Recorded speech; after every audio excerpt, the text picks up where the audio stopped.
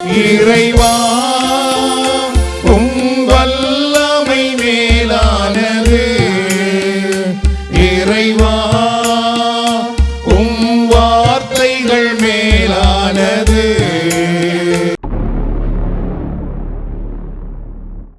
நீர் செய்த எல்லா நன்மைக்கும் ஸ்தோத்திரம் ஸ்தோத்திரமே.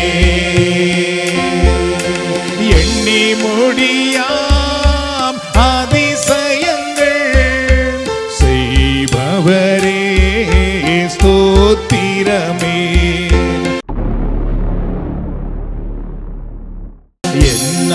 என் ஆண்டவர் குறைகள் இல்லையே, பசும்புல் வெளி மீது இளைப்பாறுவேன். என் ஆண்டவர் குறைகள் இல்லையே, பசும்புல் வெளி மீது இளைப்பாறுவேன்.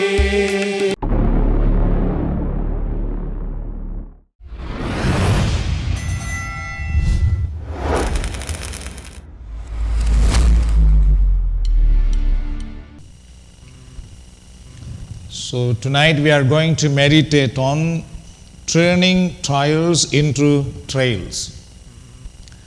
உங்களுடைய சோதனைகளை உங்கள் பாதைகளாக மாற்றுங்கள், அல்லது உங்கள் சோதனைகள் பாதைகளாக மாறும் என்ற தலைப்பில் தான் இன்றைக்கு நாம் பார்க்க போகிறோம். Turning trials into trails. Every hard time can start a new path. நம்முடைய வாழ்க்கையில் வருகின்ற ஒவ்வொரு கடினமான நேரங்களும் பார்த்தீர்கள் என்றால் எங்களுக்கு ஒரு புதிய பாதையை அது ஆரம்பித்து கொடுக்கும் என்பதுதான் உண்மை. Storms test us but also show new ways. சில நேரத்திலே புயல் போன்ற நிகழ்வுகள் நம்முடைய வாழ்க்கையிலே நம்மை சோதிக்கிறது போல இருக்கும். ஆனால் அந்த புயலின் பின்பு பார்த்தீர்கள் என்றால் நம்முடைய வாழ்க்கையிலே சில புதிய பாதைகள், புதிய திட்டங்கள், தீர்மானங்கள் தோன்றி இருப்பதை நாம் பார்க்கலாம். So use the rocks of trouble to build tomorrow's road. அதனாலே உங்கள் வாழ்க்கையிலே வருகின்ற சோதனைகள், கஷ்டங்கள் போன்ற பாறைகளை உங்களுடைய நாளையின் பாதையாக மாற்றிக்கொள்வதற்காக நீங்கள் உழைக்க வேண்டும், நாம் உழைக்க வேண்டும். வாழ்க்கையில் வருகிற துன்பங்களை கண்டு நாம் சோர்ந்து போயிடக்கூடாது.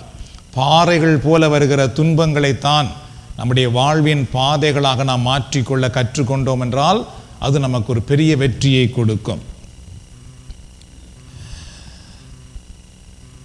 So trials may hurt your feet, but trails will bless your trip.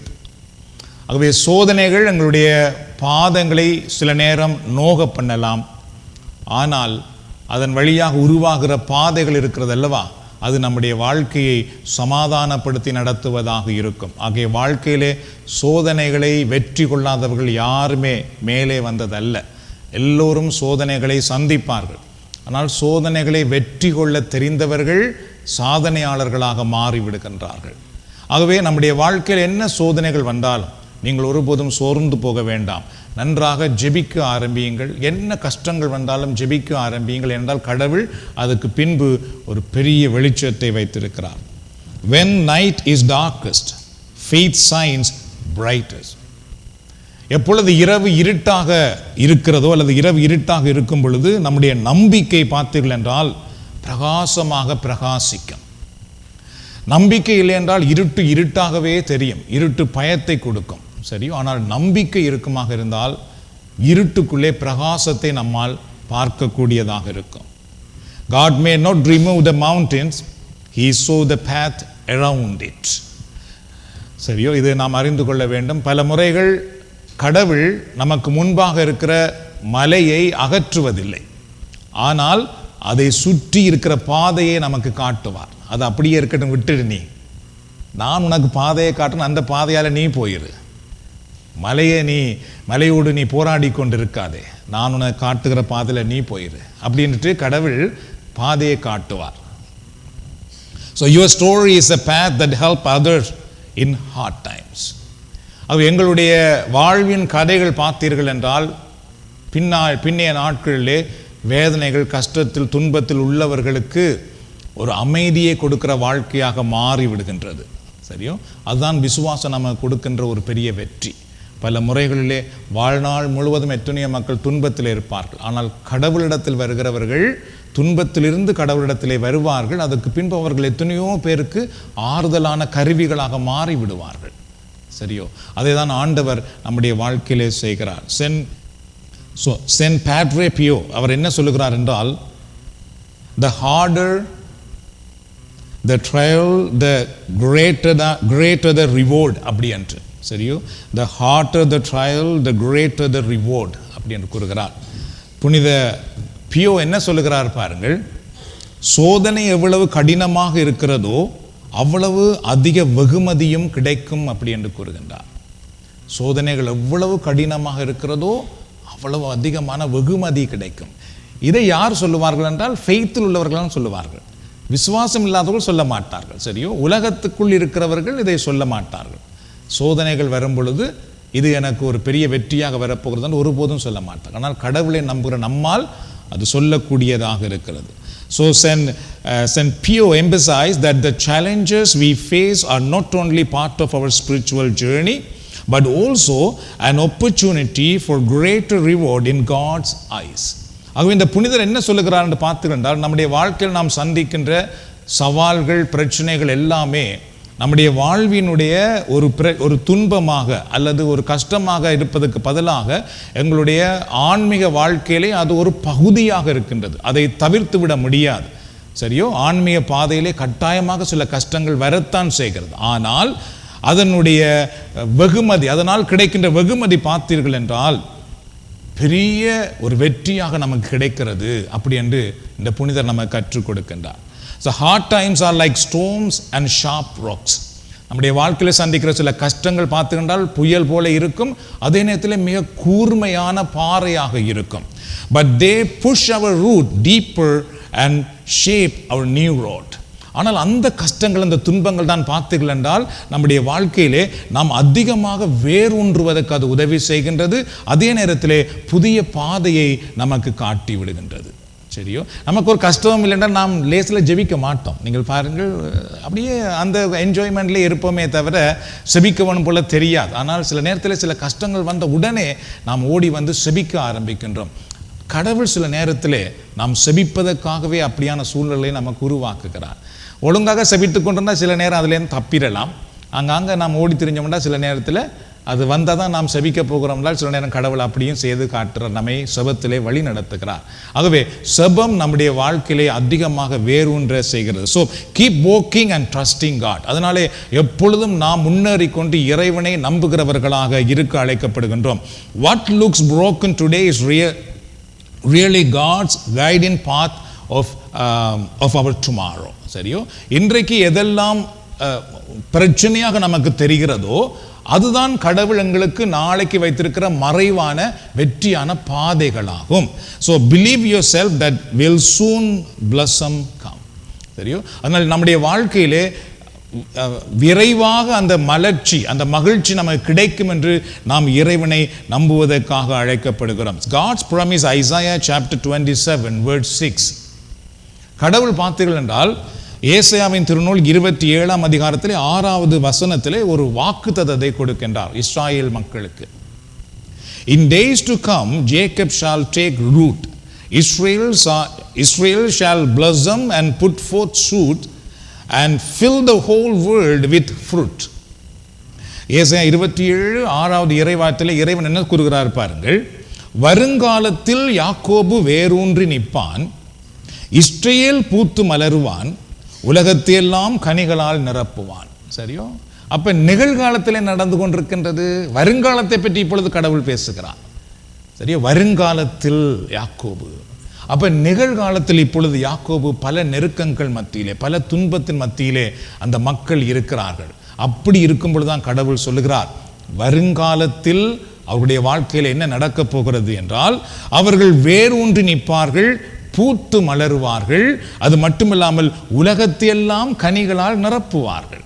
அதுதான் நான் நம்ப வேண்டும். That is the fourth line. சரியோ? 4வது கோடு. அது நம்மால் பார்க்க முடியாது. இந்த இறை வார்த்தை அதை நாம் பார்ப்பதற்கு நமக்கு அது உதவி செய்கின்றது. கடவுள் எங்களுடைய எதிர்காலத்தை இவ்வாறு ஆசீர்வதிக்க முடியும் என்று நம்புவதற்கு இந்த இறை வார்த்தை நமக்கு வாக்கு கொடுக்கின்றது. So God's promise are like unshakable pillars in our life. அதனாலே கடவுளுடைய வாக்குத்தத்தங்கள் பார்த்தீர்கள் என்றால் அசைக்க முடியாத தூண்களாக நம்முடைய வாழ்க்கையில் கொடுக்கப்பட்டிருக்கின்றது. No matter what we face, God's word reminds us that He is faithful. நம்முடைய வாழ்க்கையில என்ன சம்பவங்கள் நடந்தாலும் பரவாயில்லை, இறைவனுடைய வார்த்தையில இறைவன் உண்மையுள்ளவராக இருக்கிறார் என்பதை எப்பொழுதும் அவருடைய வாக்குத்தத்தங்கள் நமக்கு எடுத்து காட்டுகிறது. He never forgets what He has promised. கடவுள் என்ன வாக்கு கொடுத்தாரோ அதை ஒருபோதும் அவர் மறந்து போவதில்லை. கரங்கள் தொட்டு தடவை ஆண்டவருக்கு நன்றி செலுத்துவோமா. மனிதர்கள் மறந்து போகலாம், சரியோ, கடவுள் அவர் கொடுத்த வாக்கு தத்தத்திலிருந்து ஒருபோதும் மறந்து போவதில்லை. அதனாலே நம்முடைய வாழ்க்கையில் ஒரு துன்பம் கஷ்டம் வந்த உடனே என்ன செய்ய வேண்டும்? நாம் கடவுளுடைய வார்த்தையை தேடி ஓட வேண்டும். கதவை பூட்டி அவருடைய வார்த்தைக்காக நாம் காத்திருக்க வேண்டும். கடவுள் அப்பொழுது ஒரு இறை வார்த்தையை வாக்குத்தத்தத்தை கொடுப்பார் என்றால் அந்த வாக்குத்தத்தத்தில் அவர் ஒருபோதும் மாற மாட்டார். God's promise are not just words, they are blessing that bring peace, strength, joy and hope. கடவுளுடைய வார்த்தை வெறும் வார்த்தை அல்ல, அந்த வார்த்தைகள் நம்முடைய வாழ்க்கையிலே வலிமையை, சமாதானத்தை, நம்பிக்கையை, ஆசீர்வாதங்களை கொண்டு வருகிறதாக இருக்கு. அந்த வார்த்தைக்குள்ளே அவ்வளவும் இருக்கிறது அன்பானவர்களே. கடவுளுடைய வார்த்தைக்குள்ளே அவ்வளவும் அடங்கி இருக்கிறது. அந்த வார்த்தை நமக்கு வரும் பொழுது அவ்வளவுத்தையும் நமக்கு கொண்டுதான் வரும். அந்த வார்த்தைக்குள்ள இருக்கிற அத்தனை நன்மைகளையும் ஆசீர்வாதங்களையும் அது கொண்டு வருகிறது. So when we hold on His promises, we are holding on to the heart of God Himself. ஆகவே யாரெல்லாம் இறைவனுடைய வார்த்தையை கையிலே பிடித்திருக்கிறார்களோ அவர்கள் எல்லோரும் இறைவனுடைய இதயத்தை கரங்களிலே பிடித்திருக்கிறார்கள். ஏனென்றால் அவருடைய வார்த்தை அவருடைய இதயமாக இருக்கின்றது. அவை இறைவனுடைய வார்த்தை யாரெல்லாம் பிடித்து வைத்திருக்கிறார்களோ அவர்கள் கடவுளுடைய இதயத்தையே தங்கள் வாழ்க்கையிலே பிடித்து வைத்திருக்கிறார்கள். So திருமறை என்ன சொல்கிறது பாருங்கள். இந்த scriptures say in days come Jacob shall take root. இப்போ நீங்கள் இந்த வசனம் எல்லாவற்றையும் சரியாக பைபிளிலே அண்டர்லைன் பண்ணி வைத்துக் கொள்ளலாம். அப்படி பைபிள் கொண்டு வராதவர்கள் வீட்டிலே போயாவது நீங்கள் பார்த்து அதை குறித்து வைத்துக் கொள்ளலாம். என்றால் இவைகள் எல்லாம் முக்கியமானது. கடவுள் அவருடைய வார்த்தை வழியாக இப்பொழுது பேசுகிறார். This is the medicine. தெரியும், இதுதான் கடவுள் நமக்கு கொடுக்கின்ற மருந்து. கடவுள் இந்த வார்த்தையை நான் நம்பும் பொழுது அதன் வழியாக செயல்படுவார். இல்லைனால் கடவுள் ஒன்றும் செய்ய முடியாது. அப்ப அந்த வார்த்தையிலே முதல் பகுதி என்ன சொல்லுகிறது பாருங்கள். in days to come Jacob shall take root. வருங்காலத்தில் யாக்கோபு வேரூன்றி நிற்பான் அப்படி சொல்லப்படுகிறது. சரியோ, அப்ப இவர் இப்பொழுது நிகழ்காலத்திலே அவரால் வேரூன்ற முடியாத நிலை இருக்கிறது, வேறில்லாத நிலையாக இருக்கின்றார். சரியோ, அதனால் எப்பொழுது விழுவார் அல்லது விழுந்து கிடக்கிறார். ஆனால் கடவுள் என்ன சொல்லுகிறார் என்றால், யார் ஒருவர் என்னை நம்புகிறார்களோ அவர்கள் மீண்டும் வேரூன்றுவார்கள், நான் அவர்கள் வேரூன்றும்படி செய்வேன். So first I want you to notice that in days to come. So இதில் முதலாவது நீங்கள் கவனிக்க நான் விரும்புகிறது என்னவென்றால், வருங்காலத்தில், சரியோ, நாள் அல்லது எதிர்காலம் உங்களிடத்தில் வருகிறது. வருங்காலத்தில் என்ற அந்த வார்த்தையை நாம் கவனிக்க அழைக்கப்படுகின்றோம். So I tell you that God has a future for you. அந்த வருங்காலத்தில் என்ற வார்த்தை நமக்கு என்ன காட்டுகிறது? இறைவன் எங்களுக்கு ஒரு சிறந்த எதிர்காலத்தை வைத்திருக்கிறார் என்பதை அது காட்டுகிறது. பாருங்கள், எதிர்காலத்தை பற்றி கடவுள் பேசுகிறார். வருங்காலத்தில், not நிகழ்காலத்தில். வருங்காலத்தில் யாக்கோபு வேரூன்ற போகிறான். So even if your life feels dry, uncertain right now, remember this: God is not done with you. நம்முடைய வாழ்க்கை இப்பொழுது காய்ந்து போயிருக்கலாம், கஷ்டமாக இருக்கலாம். நாம் ஒன்றை அறிந்து கொள்ள வேண்டும், கடவுள் நம்முடைய வேலையை முடித்து விட்டார் என்ற அர்த்தம் அல்ல. சரியோ, நமக்கு இப்பொழுது பிரச்சனை இருக்கலாம், அதனாலே கடவுள் அவருடைய வேலையை நிறுத்தி விட்டார் என்று அதனுடைய அர்த்தம் அல்ல. You won't just get through life, you will grow and do well. கடவுளுடைய நேரம் வரும்பொழுது என்ன நடக்கும் என்றால், நாங்கள் நம்முடைய சாதாரணமான நிலையில் மட்டும் இருக்க போறதல்ல, அதுக்கு பின்பு நாம் இன்னும் சிறப்பாக இருக்கும்படி கடவுள் நம்மை ஆசீர்வதிக்கிறவராக இருக்கின்றார். பரிசுத்த வேதாகமத்தில் எங்கும் நீங்கள் பார்க்கலாம், துன்பங்களை சந்தித்தவர்கள் அதுக்கு பின்பு ஆசீர்வாதமாக இருப்பதை தான் நம்மால் பார்க்கக்கூடியதாக இருக்கிறது. துன்பங்களை கண்டு பின்வாங்கி போனவர்கள், துன்பங்களை கண்டு முறுமுறுத்தவர்கள், துன்பங்களை கண்டு கடவுளை மறந்தவர்கள், கடவுளுக்கு எதிராக செயல்பட்டவர்கள் யாரும் ஆசீர்வதிக்கப்பட்டதாக நீங்கள் பார்க்க முடியாது. ஆனால் துன்பங்கள், கஷ்டங்கள் வரும் பொழுது பொறுமையா இருந்தவர்கள், கடவுளில் நம்பிக்கையா இருந்தவர்கள், கடவுள் என்னை வாழ வைப்பார் என்று நம்பினவர்கள், துன்பம் வேதனை மத்தியிலெல்லாம் கடவுளை நோக்கி கூப்பிட்டவர்கள் அத்தனை பேரையும் கடவுள் மேலே தூக்கி வைத்திருப்பதை பரிசுத்த வேதாகமத்தில் பழைய ஏற்பாட்டிலிருந்து புதிய ஏற்பாடு வரையும் நம்மால் பார்க்கக்கூடியதாக இருக்கின்றது. So God has a good future planned for you. A future full of blessing, growth and good things. கடவுள் உங்களுக்கு வைத்திருக்கிற எதிர்காலம் எப்படிப்பட்டதாக இருக்கிறது என்றால் full of blessing, not just a blessing, full of blessing. நம்முடைய வாழ்க்கையின் எல்லா பகுதிகளுக்கும் வேண்டிய ஆசீர்வாதத்தை இறைவன் நமக்காக வைத்திருக்கின்றார். அது மட்டுமில்லாமல் நம்முடைய வாழ்க்கையிலே வளர்ச்சியை இறைவன் வைத்திருக்கின்றார். அது மட்டுமில்லாமல் பல நன்மைத்தனங்களை அவர் நமக்கு வைத்திருக்கின்றார். அல்லேலூயா. கரங்கள் தட்டி ஆண்டவருக்கு நன்றி செலுத்துவோம்.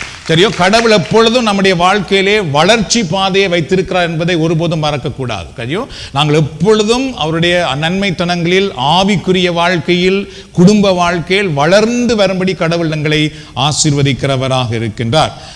You might not see it yet, but God is already working behind the scenes. சில நேரத்தில் இப்பொழுது நம்முடைய கண்களால் பார்க்க முடியாமல் இருக்கலாம், பட் கடவுள் எங்களுக்காக மறைவாக செயல்பட்டு கொண்டிருக்கிறார் என்பது உண்மையாகும். So trust him, stay close to him.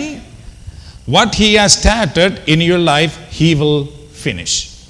அதனாலே அவரை நம்புங்கள், அவருடன் நெருக்கமாக இருங்கள். அவர் உங்கள் வாழ்க்கையில் தொடங்கியதை செய்து முடிப்பார். சரி, அவர் வாழ்க்கையில் எதை செய்தாரோ அதை கட்டாயமாக செய்து முடிப்பார். When a door close, maybe a better one will open soon.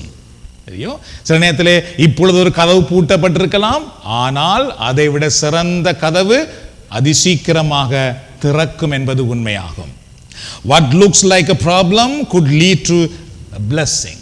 இப்பொழுது எது நமக்கு பிரச்சனையாக தெரிகிறதோ அது நிச்சயமாக ஒரு ஆசீர்வாதமாக மாறப்போகிறது. அல்லேலூயா. Even broken things can become something beautiful in God's hands. சரியா?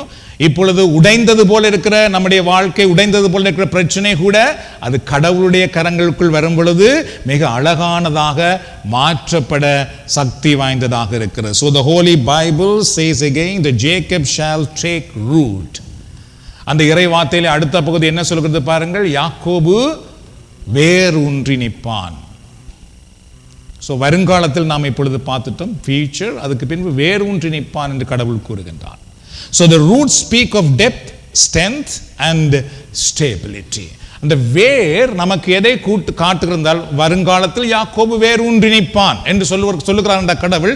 அது நமக்கு எதை காட்டுகிறால், யாக்கோபு வருங்காலத்திலே பலனடைந்து இருப்பார், அதே நேரத்திலே ஆழமாக வேரூன்றி வளர்ந்து வருவார், அதே நேரத்திலே பார்த்துக்கின்றால் உறுதியாக நிற்பார்.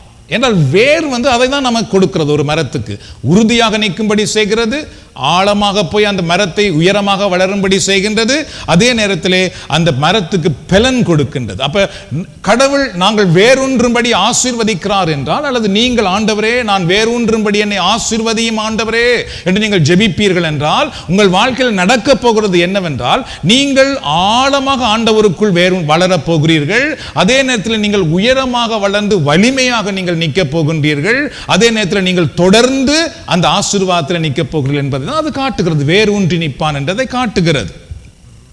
And also the roots don't grow overnight. அந்த வேர்கள் பார்த்தீர்கள் என்றால் ஒரு இரவிலேயே வளர்ந்து விடாது. சரி, ஒரு நாளுக்குள் வளர்ந்து விடாது, அதற்கு சில காலம் எடுக்கிறது. அதற்காக நாங்கள் நிச்சயமாக செயல்பட அழைக்கப்படுகின்றோம். They grow when we are willing to stay planted. வேர் எப்பொழுது வேரூன்றும் என்று சொன்னால், எப்பொழுது அந்த மரம் நடப்பட்டிருக்கிறதோ அப்பொழுது அது வேர் ஊன்றுமே தவிர, அந்த மரம் நடப்பட்ட இடத்திலிருந்து பிடுங்கப்பட்டு விட்டதென்றால், அல்லது திருப்பி நடப்படுமாக இருந்தால், பிடுங்கி நடுவோமாக இருந்தால் அது என்ன செய்யும்? வேர் விடுமா? வேர் விடாது. இப்போ அதுக்கு ஒரு கதை சொல்லுவார்கள். ஒரு வீட்டு முதலாளி அவர் வெளிநாட்டுக்கு போகும் பொழுது தோட்டத்தில் உள்ள அழகான தோட்டத்தை பார்த்து கவனமாக பார்த்துக்கொள்ளு அப்படின்ட்டு அங்கே அந்த வேலைக்காரருக்கு சொல்லிட்டு போனாராம். அப்போ அந்த முதலாளி வீட்டுக்கு திருப்பி வரும் பொழுது பார்த்தால் எல்லா பூங்கன்னும் வாடி போய் இருக்குது. அப்போ முதலாளி அந்த வேலைக்காரர் பிடித்து கேட்கிறார், உன்னை நான் இதெல்லாம் வடிவாக பார்க்க எல்லாம் சொல்லிட்டு போனா, நீ என்ன செய்த, நீ எல்லாம் வாடி போய் நிற்கதே என்று சொன்னதுக்கு அந்த வேலைக்காரர் சொன்னாரா, முதலாளி நீங்கள் என்ன சொன்ன, நீங்கள் இந்த பூக்கண்டுகள் எல்லாத்தையும் வடிவா பார்த்துருக்கத்தானே சொன்ன நீங்கள். அப்போ நான் என்ன செய்தேன் என்றால், ஒவ்வொரு நாளும் ஒவ்வொரு பூக்கண்டா பிடுங்கி இது வடிவாக இருக்குதான்னு பார்த்து நட்டு விட்டேன் நான். அப்போ அதெல்லாம் வாடி போய் தான் இருக்கும். அப்போ வேரூன்ற வேண்டும் என்றால் எங்கே நடப்பட்டதோ அங்கு அப்படியே உறுதியாக இருக்க வேண்டும். அது கட்டாயமாக அது வளரும். நாம் அதிலிருந்து பிடுங்கப்படுவதற்காக பல சோதனைகள் வரும், கஷ்டங்கள் வரும், பிரச்சனைகள் வரும். நோ, என்ன நடந்தாலும் நாம் பொறுமையாக கீழ்ப்படிவாக இறைவனுடைய பாதத்தில் நம்பிக்கையோடு நாம் இருப்போமாக இருந்தால் கட்டாயமாக ஒரு நாள் நாம் வேரூன்றி நிற்பதை நாம் மட்டுமல்ல எல்லோரும் காணும்படி கடவுள் அருள் புரிவார். எல்லாம் கரங்களை தடவை ஆண்டவருக்கு நன்றி செலுத்துவோம். So when your root grow deep, no storm can shake you. எப்பொழுது எங்களுடைய வேர், நம்முடைய வாழ்க்கையில் இருக்கிற அந்த விசுவாசம் என்கிற, நம்பிக்கை என்கிற, உண்மை தன்மை என்கிற, பரிசுத்தம் என்கிற அந்த வேர் ஆழமாக வேரூன்றி வருகிறதோ அப்பொழுது எந்த புயலும் எங்களை அசைக்க முடியாது. நாம் புயலிலே ஆடுவோமே தவிர அசைக்கப்பட மாட்டோம். அந்த நேரத்திலும் நாம் உறுதியாக நிற்போம். ஆழமாக வேரூன்றாத மரங்கள் எல்லாம் விழுந்து கிடக்கும், ஆனால் வேரூன்றி நிற்கும் மரம் உறுதியாய் நிற்பதை பார்க்கலாம். புயல் வந்து போய்விடும், அதுக்கு பின்பும் அந்த மரம் உறுதியாக இருக்கும். So just like a tree grows tall with strong roots, we are also growing in our life with strong roots. அதுபோல ஒரு மரம் எப்படி ஒரு வேரூன்றி உறுதியாக வளர்கிறதோ அதுபோல நாமும் நம்முடைய வாழ்க்கையிலே வேரூன்றி வளர முடியும். The strong roots keep us steady when life is hard. வாழ்க்கை கடினமாக இருக்கும் பொழுது வலுவான வேர்கள் நம்மை நிலையாக வைத்திருக்கும். சரியா? நம்முடைய வாழ்க்கை கஷ்டம் நிறைந்த ஒரு சூழ்நிலையை சந்திக்கும் பொழுது பார்த்தீர்கள் என்றால் நம்முடைய வேர்கள் அங்கே ஊன்றி இருக்குமாக இருந்தால் நாங்கள் நிலையாக நிற்பதை பார்க்க முடியும். அதனால தான் வேர் விடுவது மிக மிக முக்கியம். சாத்தான் நாம் வேர் விட ஒருபோதும் விட மாட்டான். சரி, இதை எல்லாரும் அறிந்து கொள்ள வேண்டும், எப்பொழுதும் அறிந்து கொள்ள வேண்டும். என்றால் இயேசுவே சொன்னார், விதை விதைக்கப்பட்ட உடனே என்ன நடக்குமாம்? சாத்தான் வந்து எடுத்துட்டு போயிடுவான். இயேசுநாதரே சொல்லி இருக்கிறார். அப்ப நாங்கள் எவ்வளவு கவனமா இருக்கணும். அதுல கேட்டுக்கொண்டிருக்க நல்லா இருக்கும், முடிஞ்ச பிறகு பார்த்தா என்ன கேட்டு நாங்கள் ஒன்றும் தெரியாதே, அட்லீஸ்ட் கொப்பிலையாவது இருக்கா, கொப்பிலையாவது இருந்தால் அது வெற்றி. அதனால தான் எப்பொழுதுமே சொல்லுகிறார்கள், வாழ்க்கையிலே எப்பொழுதும் எழுத கற்றுக்கொள்ளுங்கள் என்று. இப்பொழுதெல்லாம் அதிகமாக நல்ல உற்சாகமாக வாழ்க்கையை உற்சாகப்படுத்தி பேசுகிறவர்கள் எல்லாருமே நீங்கள் பார்த்துக்கிட்டா சொல்லுவார்கள், நீ மைண்டை நம்பி இருக்காதே, don't trust in your memory, okay, write it down everything. அப்போ என்ன, மெமரி வந்து நாம் மறந்துடுவோம், எழுதி வைத்திருப்பது மறக்க மாட்டோம். ஸோ அதுபோல தான் இங்கே இறை வார்த்தை பார்த்திருந்தால் கேட்டுக்கொண்டிருக்கும் பொழுது மிக நன்றாக இருக்கும். ஆனால் நமக்கொண்டு தெரிந்திருக்க வேண்டும், சாத்தான் is ready to take away the seed from you. அது எப்பொழுதுமே தன்னுடைய வேலை செய்வதற்கு ஆவலாக தான் இருக்கும். நாங்கள்லாம் கேட்டு இப்படியே நெத்திரியா போயிடுவோம், அது அந்த நேரத்தில் வந்து அதை எல்லாத்தையும் எடுத்துட்டு போயிடும். இதெல்லாம் பைபிளில் இருக்கு, நீங்கள் பார்த்துக்கிட்டால் அப்படியே தெரியும். அதனால தான் பார்த்துகள் என்றால் இப்பொழுது கேட்கிற இந்த வார்த்தைகள் கூட நாம் வேரூன்ற வேண்டும் என்று கடவுள் சொல்லுகிறார். நிறைய பேர் நாம் வேரூன்றாமல் போய்விடுகிறோம். அப்ப சின்ன பிரச்சனை என்ற உடனே, சின்ன கஷ்டம் என்ற உடனேயே நம்மால் உறுதியாக நிற்க முடியாமல் போய்விடுகிறது. So strong root fill our hearts with love that lasts. ஆழமாக நாம் வேரூன்றி நிற்போமாக இருந்தால் நம்முடைய உள்ளத்தில் எப்பொழுதும் பார்த்துக்கிட்டால் ஒரு அன்பு தொடர்ச்சியாக இருப்பதை பார்க்க முடியும். ஒரு அன்பு தொடர்ச்சியாக இருப்பதை பார்க்க முடியும். அதான் இயேசுவிடத்தில் இருந்தது. அவருடைய எதிராளிகளையும் அவரை துன்புறுத்துறவங்களையும் அன்பு செய்தார் என்று பார்க்கிறோம். என்றால் அவரிடத்தில் இந்த அன்பு அப்படியே உறுதியாக இருந்தது. So they give us living water, so we never run dry inside. வேர் என்ன கொடுக்கிறது என்று பார்த்துக்கிட்டால், வேர் எங்கே வேரூன்றி நிற்கிறதோ மரத்திலே, அது எப்பொழுதும் மரத்துக்கு தண்ணீரை கொடுத்து கொண்டே இருக்கும், ஈரத்தன்மையை கொடுத்து கொண்டே இருக்கும். அந்த மரம் ஒருபோதும் காய்ந்து போகாது. அதுபோல் நம்முடைய வாழ்க்கையில் நாம் வேரூன்று ஆரம்பித்தோம் என்றால் இறைவன் கொடுக்கின்ற அந்த தூய ஆவி, இறைவன் கொடுக்கின்ற அருள், இறைவன் கொடுக்கின்ற ஆசீர்வாதங்கள் நீராக எப்பொழுதும் நமக்கு கிடைத்து கொண்டுதான் இருக்கும். So strong root help us know truth and ignore lies. ஆழமான வேர் நமக்கு என்ன உதவி செய்கிறது என்றால் உண்மையை ஏற்றுக்கொள்ளவும் பொய்யை தவிர்த்து விடவும் நமக்கு அது உதவி செய்யும். இது பொய், இது வேண்டாம், இது உண்மை, இதுதான் எனக்கு வேண்டும். So every day work to root in God. அதனாலே ஒவ்வொரு நாளும் கடவுளில் வேரூன்றுவதற்காக நானும் நீங்களும் உழைப்பதற்காக அழைக்கப்படுகின்றோம். Start with prayer. சபத்தோடு ஆரம்பிப்போம். Begin each day with a short prayer asking God for guidance, strength and wisdom. சரியோ? இதெல்லாம் எழுதி வைத்துக் கொள்ளுங்கள். ஏனென்றால் அதாவது எப்பொழுதுமே நீங்கள் செபிக்க ஆரம்பிக்கும் பொழுது ஒவ்வொரு நாளும் கட்டாயமாக செபியுங்கள். அது வேரூன்றுவதற்கு நமக்கு உதவி செய்யும். அந்த செபத்தில் நீங்கள் என்ன செய்ய வேண்டும் என்றால், ஆண்டவரிடத்திலே, ஆண்டவரே எப்பொழுதும் என்னை நீர் வழி நடத்தும், எப்பொழுதும் நீர் என்னை பலப்படுத்தும், எப்பொழுதும் எனக்கு உம்முடைய ஞானத்தை தாரும். ஞானம், wisdom is a very important wisdom. And second, invite God into your work. ஒரு நாளில் நீங்கள் என்ன ஆரம்பிக்கிறீர்களோ அதுக்குள்ளே கடவுளை அழையுங்கள். ஆண்டவரே, நான் இப்பொழுது வேலைக்கு போகிறேன், என்னோடு வாரும். நான் இப்பொழுது இந்த இடத்துக்கு போகிறேன், என்னோடு வாரும். So whatever task you do it as if you are doing it for God. சரியோ? எதை செய்தாலும் நான் கடவுளுக்காக செய்யட்டும் என்ற ஒரு நல்ல நிலையோடு அதை செய்ய ஆரம்பியுங்கள். And also read the Holy Bible daily. தினமும் இறை வார்த்தையை வாசிக்க நாம் அழைக்கப்படுகிறோம். நாங்கள் திருவிழிப்பிலே பார்த்தோம், நாங்கள் எப்பொழுது செகண்ட் லைனுக்கு வருகிறோமோ, சரியோ, second line, the first line வந்து just basic faith. The second லைனுக்கு வரும்பொழுது மட்டும் நாங்கள் இறை வார்த்தையை வாசிக்க ஆரம்பிப்போம். இறை வார்த்தை வாசிக்காமல் நம்மால் இருக்க முடியாது. பட் ஆனால் ஆரம்பத்தில் அப்படி ஒரு ஊந்துதல் வரும். ஆனால் நாங்கள் இக்னோர் பண்ண ஆரம்பித்தோம் என்றால், நாளைக்கு வாசிப்போமே, சரி இன்றைக்கு டயர்டாக இருக்கு, பிறகு வாசிப்போமே, இக்னோர் பண்ண ஆரம்பித்தோம் என்றால் we back to basic line. திருப்பி எங்களுக்கு வாசிக்கணும் போல அந்த ஆர்வம் இல்லாமல் போயிடும். Anyway, so read the Holy Bible every day. Even just one verse a day helps you stay connected to God. ஒரு நாளைக்கு ஒரு வார்த்தையாவது வாசித்தால், that's what I always advise for the young people. Just read one word. You don't need to read one paragraph or one chapter. Just read one word, one sentence. ஒரு வார்த்தை நாம் வாசிக்கும் பொழுது அது என்ன செய்கிறது என்றால், இறைவனோடு அது நம்மை இணைத்து வைத்து விடுகிறது. ஏன்னா இறை வார்த்தை இறைவனோடு இணைக்கிறது. And practice thankfulness. ஒவ்வொரு நாளும் நன்றியாக இருக்க நாம் கற்றுக்கொள்ள வேண்டும். ஏன்னா அதுதான் வேரூன்றுவதற்கு உதவி செய்யும். சரியோ?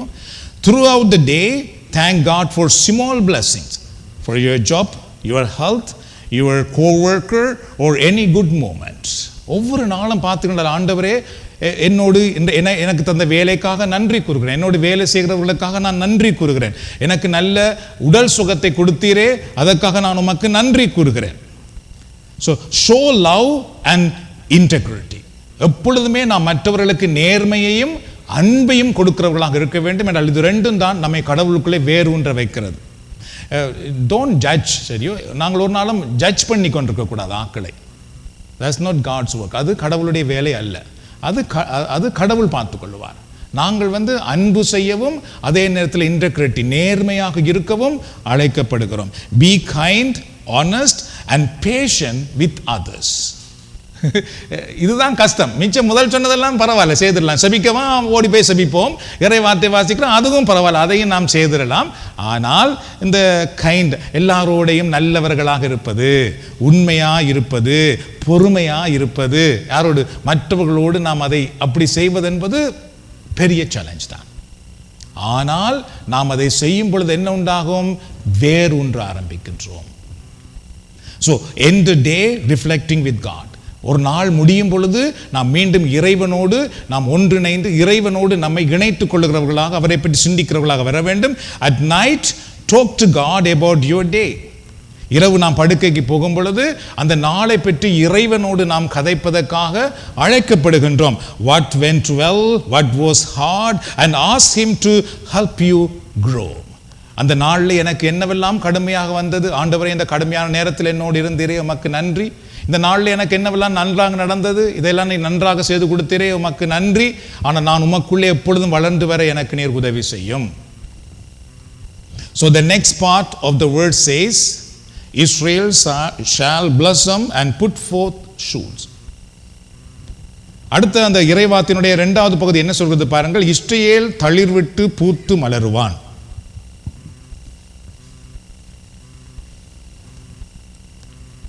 ஸோ பொது மொழிபெயர்ப்பில் இந்த தளிர்விட்டு என்ற வார்த்தையை நாம் எங்கள் தமிழ் மொழிபெயர்ப்பிலே அதை தளிர்விட்டு என்ற வார்த்தை விடப்பட்டிருக்கிறது. ஆங்கிலத்திலே பார்த்தீர்கள் என்றால் Israel shall blossom and put forth shoot. அதாவது தளிர் விட்டு அவன் பூத்து குலுங்குவான் அப்படின்னு சொல்லுவாங்க. தளிருக்கு பிறகு பூ மலர்கள். ஸோ தளிர் விட்டு பூத்து மலருவான் அப்படின்னு சொல்லப்பட்டிருக்கும். So the shoot represent the early sign of something greater to come. அந்த மொட்டு இருக்கிறதல்ல, அந்த தளிர் எதை காட்டும்? தளிர் விடுவான் அப்படின்றால் அந்த மொட்டு எதை காட்டுன்றால் அதான் கடவுளுடைய ஆரம்பம், நமக்கு கிடைக்கின்ற நன்மைகள், ஆசீர்வாதங்கள். ஆரம்பத்தில் நமக்கு உண்டாகின்ற நன்மைத்தனங்கள், ஆசீர்வாதங்கள், சந்தோஷம் எல்லாம்.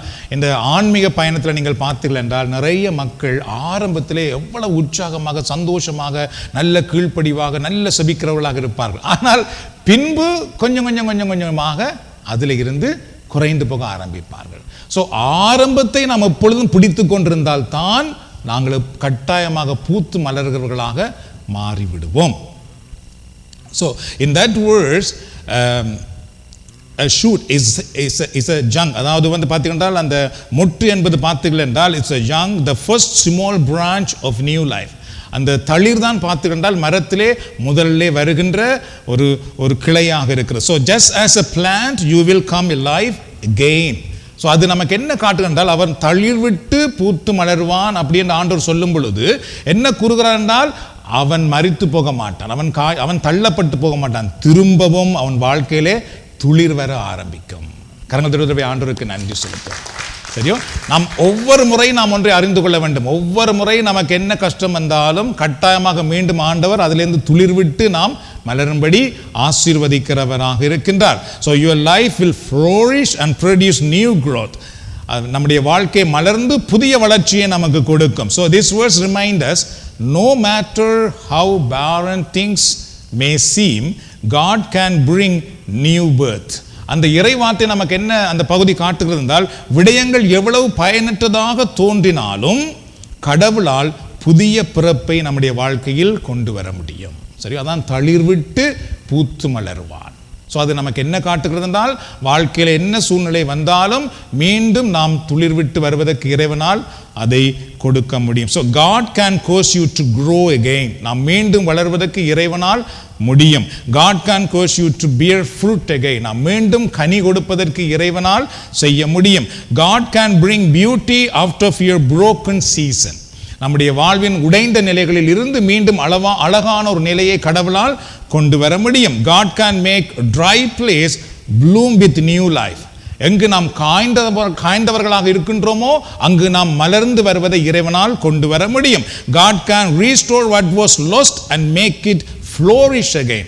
எதெல்லாம் நாம் இழந்தோமோ, எங்கு நாம் ஏமாந்தோமோ, எங்கு நாம் தோற்று போனோமோ அந்த இடத்திலே மீண்டும் நாங்கள் மலர்ந்து வர இறைவனால் ஆசீர்வதிக்க முடியும். So God can breathe life into dreams that felt dead. நம்முடைய வாழ்க்கையிலே மரித்து போன கனவுகள் என்று நிறைய இருக்கும் அன்பானவர்களே. மரித்து போன கனவுகள் இல்லாதவர்கள் யாருமே இல்லை. நான் இப்படியெல்லாம் இருந்தேன், ஆனால் எனக்கு இப்படி ஆயிற்றே. நான் இதெல்லாம் நினைத்து கொண்டிருந்தேன், ஆனால் அந்த கனவெல்லாம் வீணாயிற்றே அப்படி என்று நிறைய மக்கள் சொல்லுவார்கள். இல்லை, அப்படியான அனுபவம் இல்லாதவர்கள் யாரும் இல்லை. ஆனால் இறைவன் என்ன செய்வார் என்றால் அந்த கனவுகளை தான் மீண்டும் நமக்கு வாழ்வாக மாற்றி கொடுக்க அவரால் முடியும். நாம் நம்பினோம் என்றால் கட்டாயமாக அதை செய்ய அவரால் முடியும். So finally it says, fill the whole world with fruit. உலகத்தை எல்லாம் கனிகளால் நிரப்புவான். சரி, இப்போ இந்த வார்த்தையிலே நாம் என்ன பார்த்திருக்கிறோம்? முதல்ல என்ன பார்த்தோம் என்றால் வரும் காலத்தில் எதிர்காலம் உண்டு அப்படி என்று பார்த்தோம். அதுக்கு பின்பு பார்த்தோம் என்றால் வேர் ஊன்றுவான், வேர் விடுவோம் அப்படி என்று பார்த்தோம். அதுக்கு பின்பு பார்த்தோம்னா தளிர் விட்டு பூத்து மலர்வான் என்று மூன்றாவது பார்த்தோம். சரியோ, இந்த மூன்றும் வெரி குட். இந்த மூன்றும் எங்களுக்கு நடக்குது. அது சரியோ, நாங்கள் வேர் விடுவோம், தளிர் விடுவோம், அதே நேரத்திலே மலர ஆரம்பிப்போம். அதுக்கு பின்பு நம்முடைய வாழ்க்கையில் என்ன நடக்க போகிறது? இதுதான் நடக்க போகிறது. இதுதான் கடவுளுடைய திட்டம். இதை ஒரு போதும் நாம் மறந்துடக்கூடாது. இந்த திட்டத்தை நாம் விரும்பவில்லை என்றால் எங்களுடைய முதல் மூன்று நமக்கு நடக்காது. தெரியும், இந்த திட்டத்துக்காகத்தான் கடவுள் எங்களுக்கு முதல் நடக்கிற மூன்றையும் நமக்கு செய்கின்றார். இதில் என்ன திட்டம்? கடவுளுடைய திட்டம் காட்டப்படுகிறது பாருங்கள். fill the whole world with fruit. உலகம், அதாவது உலகத்தை எல்லாம் கனிகளால் நிரப்புவான் அப்படின்னு சொல்லப்படுகிறது. So that's mean that's your life becoming a blessing to others.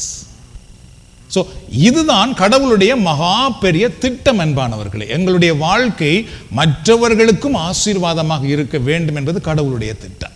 நிறைய முறை நாங்கள் மற்றவர்களுக்கு நாங்கள் ஆசீர்வாதமாக இருக்க வேண்டும் என்று நினைக்காமல் போனால், அதற்காக நாம் தரிசனம் இல்லாமல் போனால், ஜெபிக்காமல் போனால் எங்களுடைய முதல் நிலை நமக்கு கிடைக்காது. நாம் ஜெபிக்கணும், ஆண்டவரே எங்களுக்கு நல்ல பொருளாதார ஆசீர்வாதத்தை கொடும், இதன் வழியாக நான் மற்றவர்களை வாழ வைக்கட்டும்.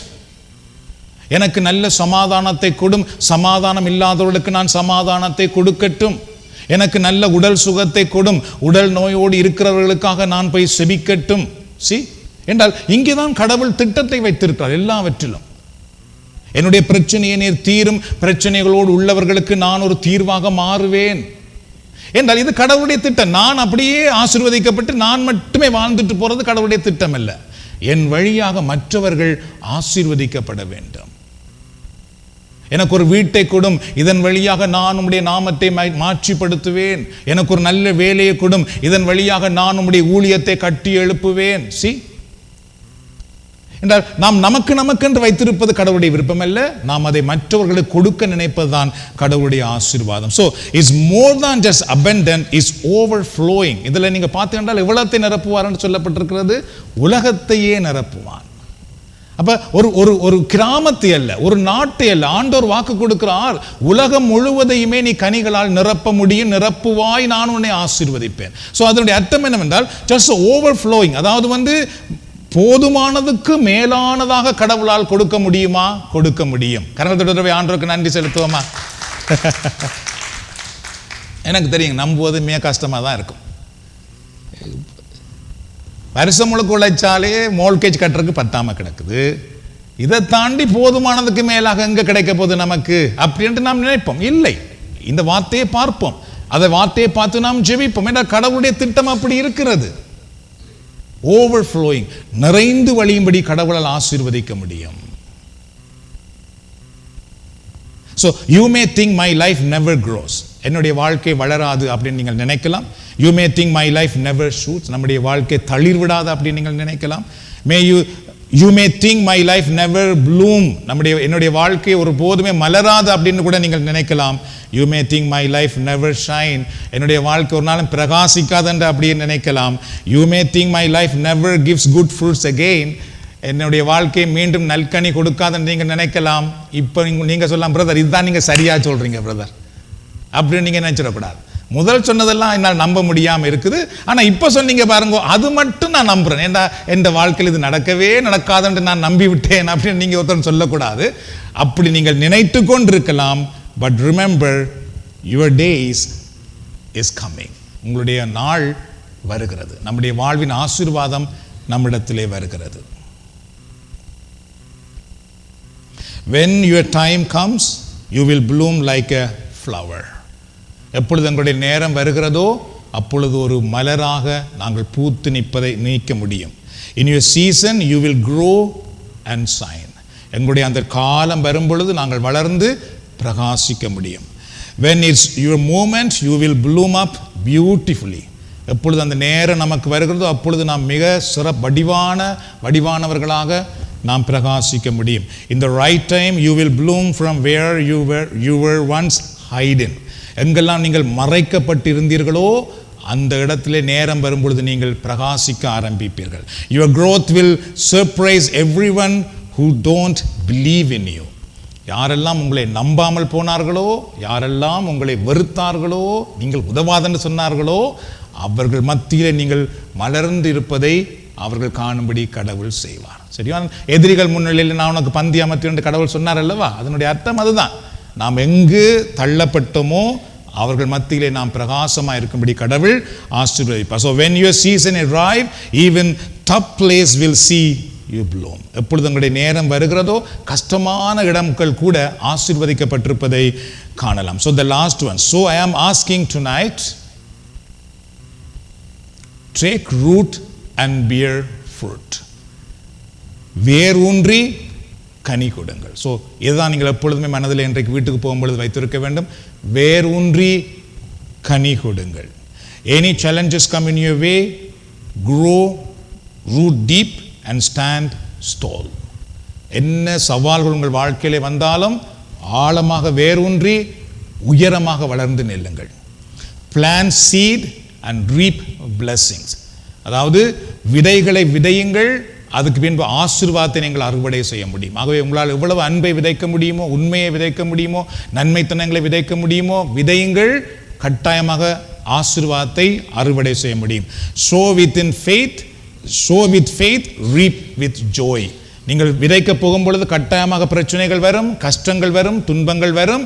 ஆனால் நம்பிக்கையோடு நீங்கள் விதையுங்கள், நிச்சயமாக சந்தோஷத்தோடு நீங்கள் அறுவடை செய்ய முடியும். Start small, reach high. தெரியும், சிறியதாக ஆரம்பியுங்கள், நிச்சயமாக பெரிதாக நீங்கள் வளர முடியும். Dig deep in the word of God, rise strong. பரிசுத்த வேதாகமத்திலே ஆழமாக தோண்டி அதற்குள்ளே படிக்க ஆரம்பியுங்கள். நிச்சயமாக நீங்கள் தைரியம், அதாவது சக்தி வாய்ந்தவர்களாக உயர்ந்து வருவீர்கள். Water with prayer and love, grow in abundance. உங்களுடைய வாழ்க்கையை நீங்கள் பார்த்துக்கொண்டால் செபம் என்கிற தண்ணியினாலும், அதே நேரத்திலே அன்பு என்கிற தண்ணியினாலும் உங்கள் வாழ்க்கையை ஊற்றிக்கொண்டே இருங்கள். நீங்கள் பின்பு பார்த்தீர்கள் என்றால் நிறைவாக, அபண்டன்டாக, எல்லாவற்றிலும் பூரணமாக நீங்கள் நிறைவாக இருப்பதை காண முடியும். சரியோ? பிரேயர் ஒரு பக்கம் இருக்க வேண்டும், லவ், அன்பு ஒரு பக்கம் இருக்க வேண்டும். கடவுள் ரெண்டையும் பார்க்கின்றார். அதை நாம் செய்தோம் என்றால் நாங்கள் ஆரம்பத்திலே பார்த்தது போல எங்கள் வாழ்க்கையில் வருகிற சோதனைகள் பாதைகளாக மாறும் என்று பார்த்தோம் அல்லவா? அதுபோல் நிச்சயமாக அந்த சோதனை தான் நம்முடைய வாழ்வாக மாறும். நாம் சொல்லுவோம், ஒரு காலத்திலே நான் ஒரு காலம் இப்படி இருந்தேன், இப்படி நசுக்கப்பட்டேன், இப்படி கஷ்டப்பட்டேன், வேதனைப்பட்டேன். ஆனால் இன்றைக்கு ஆண்டவர் என்னை இவ்வாறு வைத்திருக்கிறார். இன்றைக்கு ஆண்டவர் என் குடும்பத்தை இவ்வாறு வைத்திருக்கிறார். God bless you and your family. ஆண்டவர் உங்களையும் உங்கள் குடும்பத்தையும் ஆசீர்வதிப்பாராக. நாம் ஜெபத்துக்காக எழுந்து நிற்போம். யாக்கோபே நீ வேரூன்றுவாய், யாக்கோபே நீ வேரூன்றுவாய், பூத்து குலுங்கிடுவாய், காய்த்து கனி தருவாய், பூத்து குலுங்கிடுவாய்,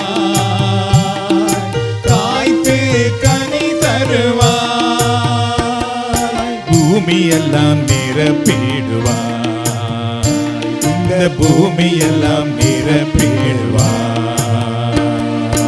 என் மகனே நீ வேரூன்றுவாய், என் மகளே நீ வேரூன்றுவாய்,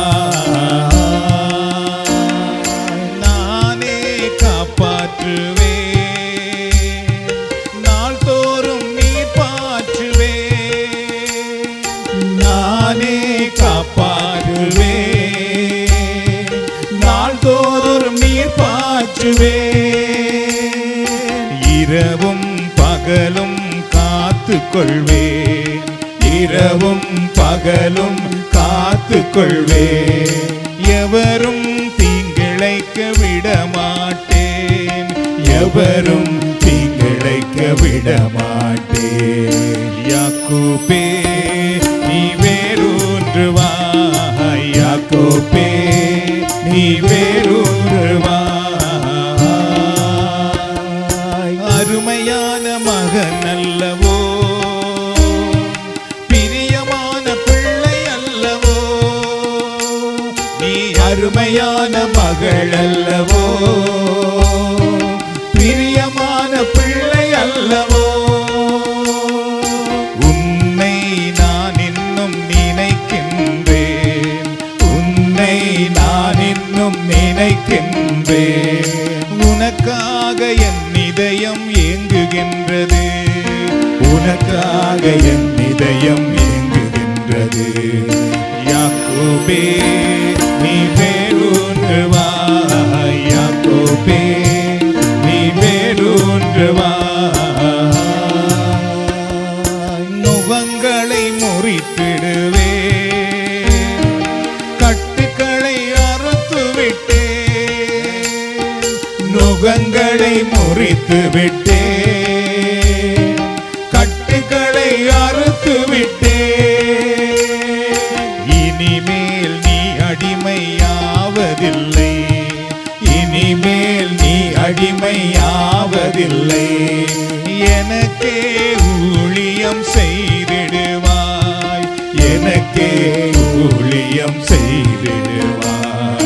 யாக்கோபே நீ வேரூன்றுவாய், யாக்கோபே நீ வேரூன்றுவாய், பூத்து குலுங்கிடுவாய், காய்த்து கனி தருவாய், பூத்து குலுங்கிடுவாய், காய்த்து கனி தருவாய், பூமியெல்லாம் நிரப்பிடுவாய், இந்த பூமியெல்லாம் நிரப்பிடுவாய். என் மகனே நீ வேரூன்றுவாய், என் மகளே நீ வேரூன்றுவாய், என் மகனே நீ வேரூன்றுவாய், என் மகளே நீ வேரூன்றுவாய், என் மகனே நீ வேரூன்றுவாய், என் மகளே நீ வேரூன்றுவாய்.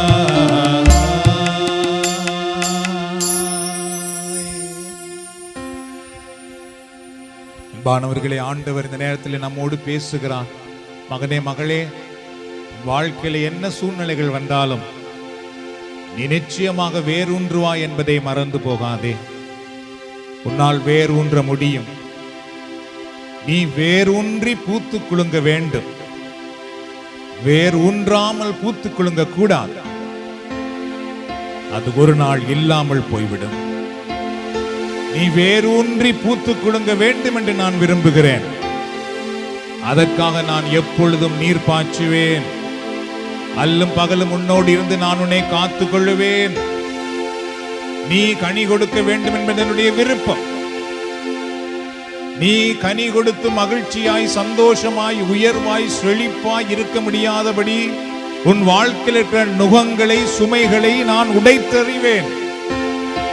அவைகளை உன்னிடத்தில் நான் எடுத்து போடுவேன். நீ எனக்கு சொந்தமானவன். நீ என்னுடைய ஊழியத்தை செய்ய வேண்டும். என்னுடைய ஊழியக்காரியாக, என்னுடைய ஊழியக்காரனாக நீ இருக்க வேண்டும். நீ வேரூன்று மகனே, நீ வேரூன்று மகளே. உன் வழியாக நான் நிறைய பேரை ஆசீர்வதிக்க விரும்புகிறேன். உன் வழியாக இருளில் உள்ளவர்களுக்கு வெளிச்சத்தை நான் காட்ட விரும்புகிறேன். உன் வழியாக சிறைப்பட்டோரை நான் வெளியேற்ற விரும்புகிறேன். உன் வழியாக தரித்திரர்களை நான் ஆசீர்வதிக்க விரும்புகிறேன். உன் வழியாக விசுவாசத்திலே ஏழ்மையாய் இருக்கிறவர்களுக்கு உன்னை கொண்டு விசுவாசத்திலே அவர்களை பலப்படுத்த நான் விரும்புகிறேன். நீ வேரூன்று மகனே, நீ வேரூன்று மகளே. என்ன சவால்கள் வந்தாலும் நீ வேரூன்றுவதற்காக போராடு. நீ வேரூன்றுவதற்காக செயல்படு. நீ பூத்து மலருவதை காண்பாய். நீ பூத்து மலருவதை உன் குடும்பம் காணும்.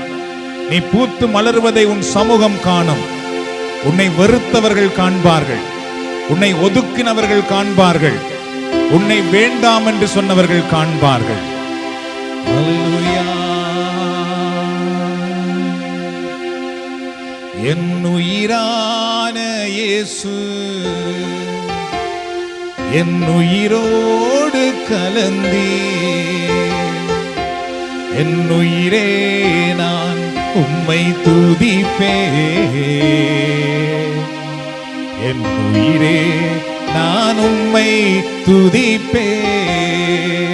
ஒருமாக என் உயிரான இயேசு என் உயிரோடு கலந்தே,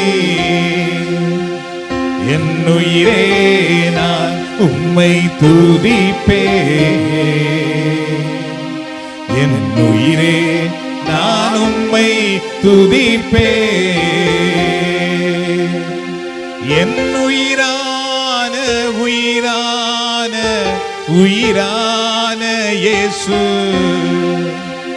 என் உயிரான உயிரான உயிரான இயேசு, என் உயிரான இயேசு என் உயிரோடு கலந்தே, என் உயிரே நான் உம்மை துதிப்பேன்.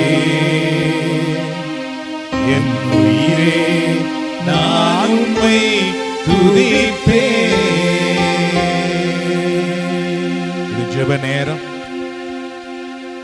இப்பொழுது நீங்கள் ஜெபத்திலே இணைந்து கொள்ளுங்கள். நீங்களும் என்னோடு சேர்ந்து ஜெபியுங்கள். ஆமேன் என்று சொல்லுங்கள். அல்லது ஜெபிக்கும் பொழுது ஆண்டவரே என்னை ஆசீர்வதியும் என்று கேளுங்கள். உங்கள் வாழ்க்கையில் இருக்கிற இருள், உங்கள் வாழ்க்கையில் இருக்கிற கட்டுக்களை இயேசுவின் நாமத்தினால் கடிந்து அப்புறப்படுத்துங்கள். நீங்கள் கடிந்து அப்புறப்படுத்தும் பொழுது மட்டும்தான் அது அகன்று போகும். இல்லென்றால் சாத்தான் எப்பொழுதும் உங்களோடு போராடுவான். அவன் எப்பொழுதும் உங்கள் வாழ்க்கையை நசுக்க பார்ப்பான், உங்கள் ஊழியத்தை சிதைத்து விட பார்ப்பான். ஆனால் நீங்கள் எதிர்த்து போராடினால் திருமறை சொல்லுகிறது, சாத்தான் நம்மை விட்டு ஓடி விடுவான். அன்பின் ஆண்டவரே, இங்கு வந்திருக்கிற ஒவ்வொருவரையும் உம்முடைய கண்கள் காண்பதற்காகவே நன்றியோடு போற்றுகிறோம். இன்றைக்கு இங்கே வந்திருக்கிறவர்களுக்கு, நேரலையில் இணைந்திருக்கிறவர்களுக்கு, அல்லது இந்த வழிபாட்டை பார்க்க போகிற ஒவ்வொருவருக்கும் இந்த நாளிலே நீர் தந்திருக்கிற வாக்குத்தத்தத்துக்காக நாங்கள் உமக்கு நன்றி கூறுகிறோம். வருங்காலத்தில் யாக்கோபு வேரூன்றி பூத்து குலுங்குவான், அவன் உலகத்தை எல்லாம் கனிகளால் நிரப்புவான் என்று நீர் அந்த வாக்குத்தத்தத்தின் மூலமாக இந்த நாளில் எங்களை ஆசீர்வதிப்பதற்காக நாங்கள் உமக்கு நன்றி கூறுகிறோம்.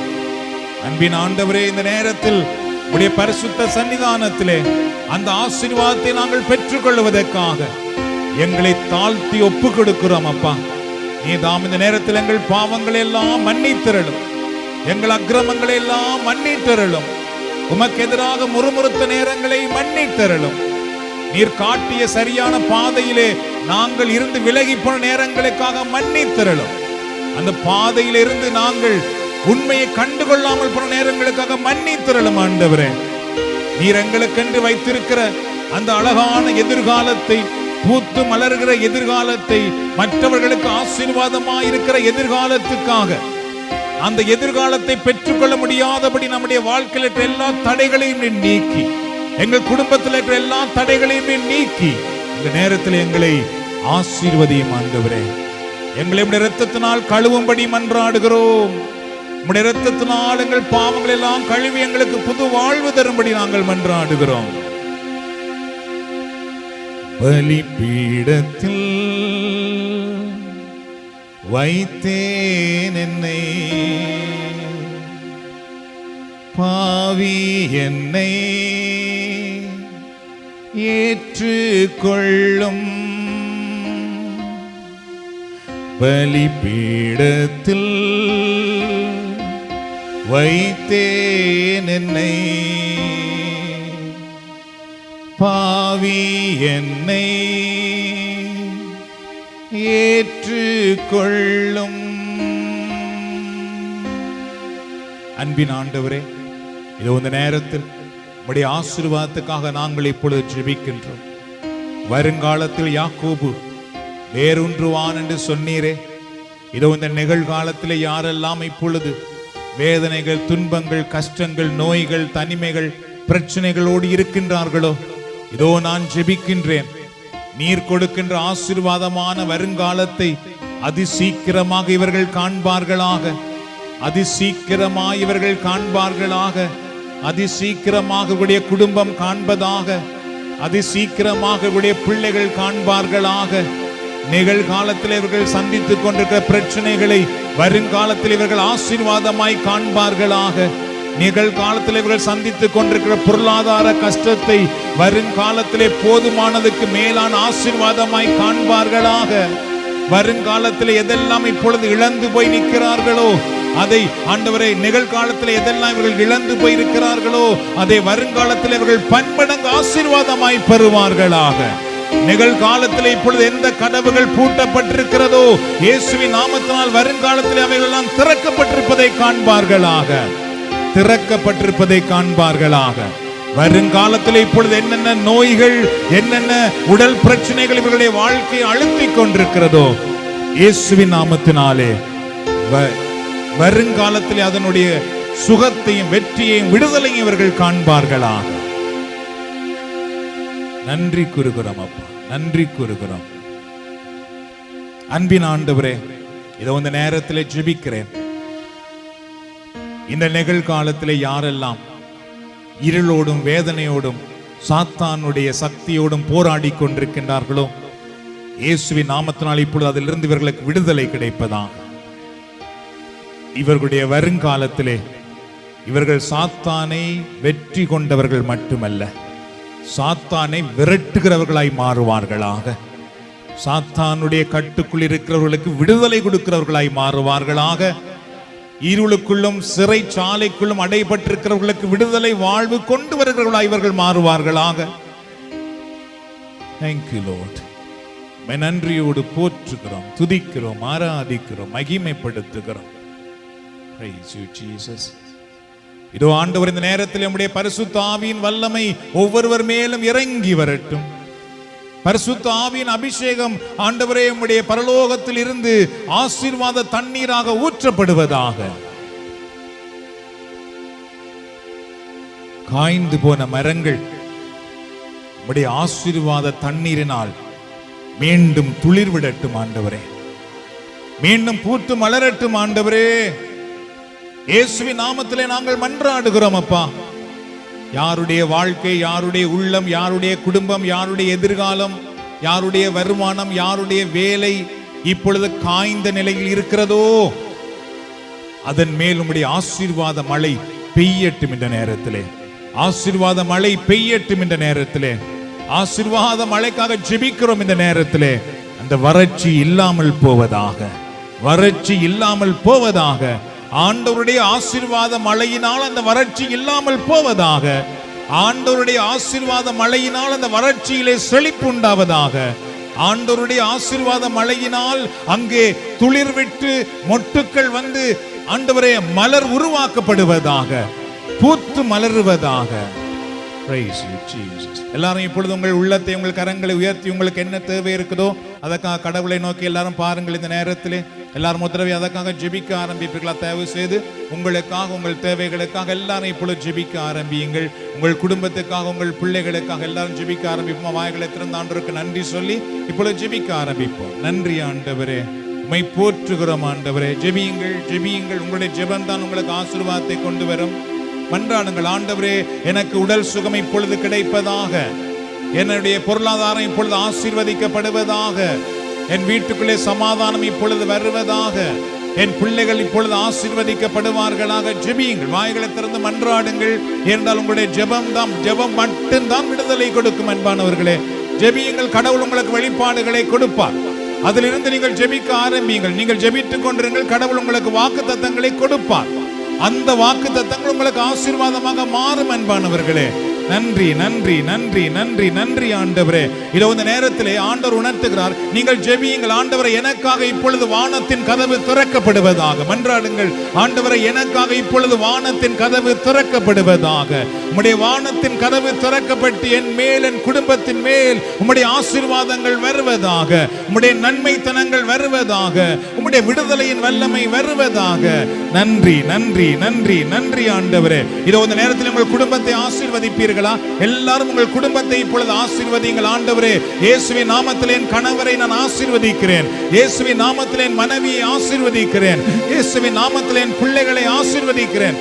ஜெபியுங்கள், ஜெபியுங்கள். கட்டாயமாக உங்கள் ஜெபத்துக்கு ஆண்டவர் பதில் கொடுப்பார். நன்றி நன்றி நன்றி நன்றி ஆண்டவரே. ஆண்டவரே, இதோ உம்முடைய பிள்ளைகள் எதற்காக ஜெபிக்கிறார்களோ அதை நீர் தாமே இப்பொழுது தந்து ஆசீர்வதியும். ஆண்டவரே, உம்முடைய பிள்ளைகள் இப்பொழுது எதற்காக ஜெபிக்கிறார்களோ அதை இப்பொழுதே பெற்றுக் கொள்ளட்டும் அப்பா. உம்முடைய பிள்ளைகள் இப்பொழுது எதற்காக ஜெபிக்கிறார்களோ அதை இப்பொழுதே பெற்றுக் கொள்ளட்டும் ஆண்டவரே. இதோ இந்த ஜெப நேரத்திலே உம்முடைய பிள்ளைகளுக்கு அற்புதங்கள் நடக்கட்டும். இந்த ஜெப நேரத்திலே உம்முடைய பிள்ளைகளுக்கு அதிசயங்கள் நடக்கட்டும். இவர்கள் ஜெபித்துக் கொண்டிருக்கும் பொழுது நோய்கள் குணமடையட்டும், கட்டுக்கள் கட்டவிழ்க்கப்படட்டும், கண்ணீர் துடைக்கப்படட்டும், வேதனைகள் மறைந்து போகட்டும். புதிய ஆசீர்வாதங்களை இவர்கள் காணட்டும், புதிய உயர்வை இவர்கள் காணட்டும். நன்றி ஆண்டவரே. ஹல்லேலூயா. யார் என்னை கைவிட்டாலும் இயேசு கைவிட மாட்டார். யார் என்னை கைவிட்டாலும் இயேசு கைவிட மாட்டார். சொல்லுவோம். யார் என்னை கைவிட்டாலும் இயேசு கைவிட மாட்டார். கைவிட மாட்டார், கைவிட மாட்டார், கைவிடவே மாட்டார். கைவிட மாட்டார், கைவிட மாட்டார், கைவிடவே மாட்டார். இயேசு கைவிடவே மாட்டார். வேதனை துன்பம் நெருக்கும் போதெல்லாம், வேதனை துன்பம் நெருக்கும் போதெல்லாம் வேண்டிடுவேனே என்னை காத்திடுவாரே, வேண்டிடுவேனே என்னை காத்திடுவாரே. யார் என்னை கைவிட்டாலும் இயேசு கைவிட மாட்டார். யார் என்னை கைவிட்டாலும் இயேசு கைவிட மாட்டார், கைவிட மாட்டார், கைவிட மாட்டார், கைவிடவே மாட்டார். கைவிட மாட்டார், கைவிட மாட்டார், கைவிடவே மாட்டார். இயேசு கைவிடவே மாட்டார்.